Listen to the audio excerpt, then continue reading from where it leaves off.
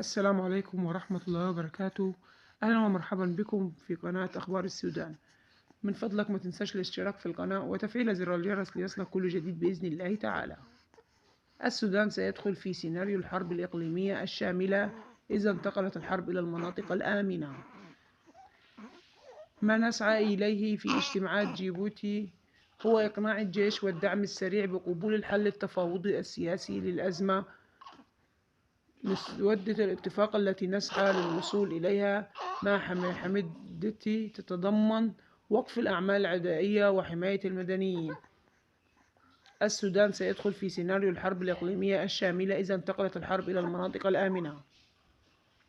اليوم سنعقد اجتماعا ثانيا مع حميدتي في جيبوتي للتواصل إلى مسودة اتفاق مشتركة. خارطة الطريق السودانية التي تناقشها مع حميدتي تتضمن خروج كل المؤسسات العسكرية من العملية السياسية. في حال التوصل الاجتماع اليوم مع حميدتي إلى اتفاق سيتم تقديمه إلى قيادة الجيش السوداني.